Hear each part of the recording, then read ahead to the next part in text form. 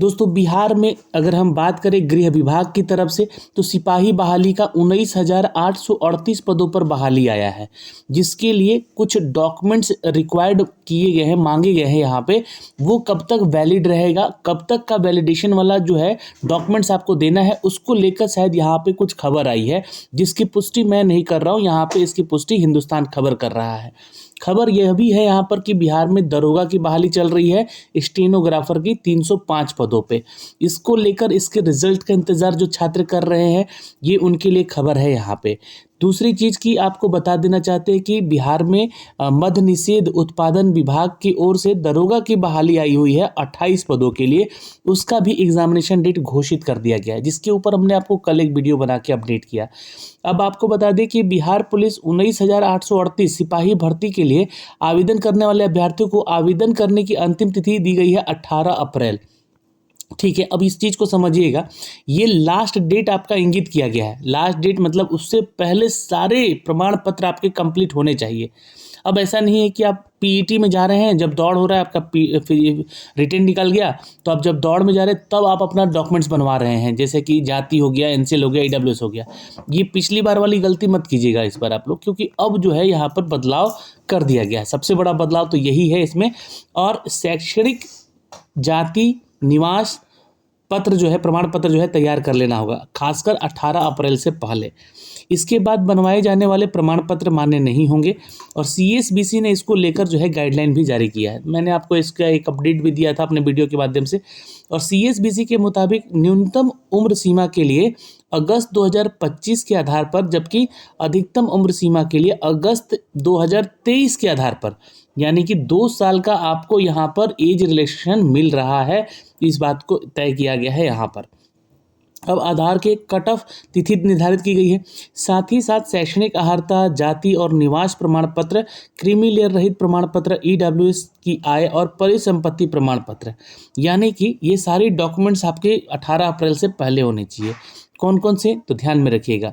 शैक्षणिक यानी कि आप 10th 12th पास किए हैं, क्योंकि 12th के आधार पे ही यहाँ पे जो है फॉर्म भरवाया जा रहा है, तो वो आपके पास होनी चाहिए सर्टिफिकेट। जाति और निवास प्रमाण पत्र भी 18 अप्रैल से पहले होना चाहिए आपके पास। और क्रीमी लेयर यानी कि एनसीएल सर्टिफिकेट और ईडब्ल्यूएस सर्टिफिकेट, ये भी आपका जो है 18 अप्रैल से पहले बना होना चाहिए। लेकिन ईडब्ल्यूएस सर्टिफिकेट का जो वित्तीय वर्ष बोला गया है 23-24 वाला बोला गया है, तो वो है अगर आपके पास तो जरूर लगाइएगा। या परिसंपत्ति प्रमाण पत्र, मैंने इसका जो है नोटिफिकेशन दिया हुआ है अपने kieducation.in के वेबसाइट पे भी, आप वहाँ से चेक करिए।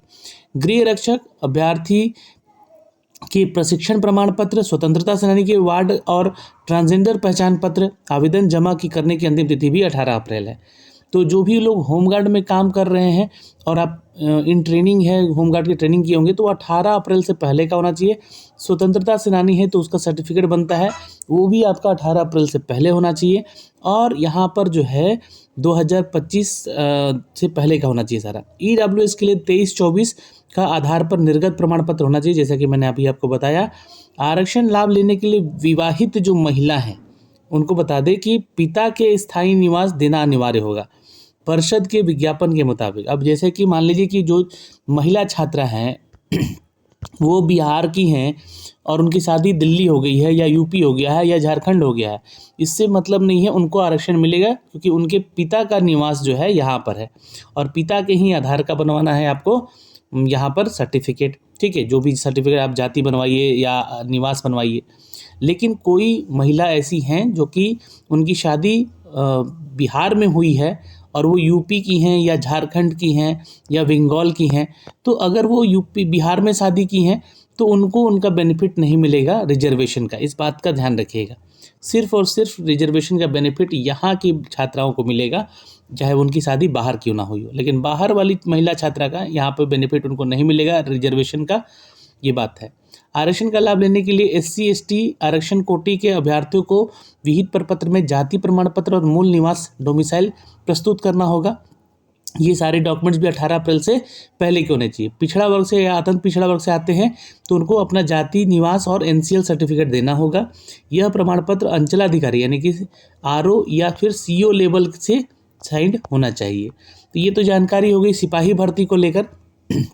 लेकिन एक और खबर है जो कि स्टेनोग्राफर दरोगा भर्ती को लेकर है, जहां पर बिहार पुलिस अवर सेवा आयोग के स्टेनो दरोगा 305 पदों पर नियुक्ति को लेकर हुई लिखित परीक्षा का परिणाम घोषित कर दिया गया है। और इस परीक्षा में कुल 18,721 अभ्यर्थी शामिल हुए थे, जिनमें से 9,536 सफल हुए हैं। हालांकि इनमें से 1,830 अभ्यर्थी का ही चयन अगले चरण की पात्रता की जांच के लिए हुआ है। यानी कि जो 1830 अभ्यर्थी हैं वो फाइनली सेलेक्टेड हैं, जो कि अगले चरण की पात्रता जांच में शामिल होंगे। यानी कि अब आपका टाइपिंग वगैरह चेक किया जाएगा, स्टेनो का वैकेंसी है तो ठीक है। आयोग जो है अपने विभिन्न कोटि में रिक्त पद के 6 गुना अभ्यर्थियों का ही चयन किया है। इसके साथ साथ सफल अभ्यर्थियों की 1 अप्रैल के तीसरे हफ्ते में राजधानी पटना में पात्रता जांच के निर्धारित किया जाएगा। तो अप्रैल महीने का तीसरा सप्ताह में ये सारा कार्यक्रम होगा स्टेनो दरोगा को लेकर। और अप्रैल में ही आप लोगों को बता दें कि 18 मई को लेकर, है ना, 2025 में आप लोगों का बिहार दरोगा मध्य निषेध का एग्जामिनेशन टेंटेटिव डेट दिया है, जिसके ऊपर हमने आपको कल वीडियो बनाया था। तो ये सारी जानकारियां हैं ये गृह विभाग से आई हुई इन भर्तियों को लेकर और इनके प्रमाण पत्रों को लेकर और इनके रिजल्ट्स को लेकर सारी जानकारी इसमें हमने साझा किया है।